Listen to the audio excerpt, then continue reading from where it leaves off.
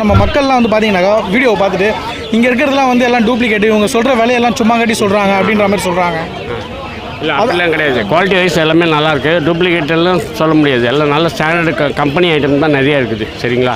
Okay, அதாவது நீங்கள் வந்து அலசணும். நீங்கள் வரும்போது உங்களுக்கு என்ன ப்ராடக்ட் கிடைக்கிறதுன்றதை பொறுத்து தான்.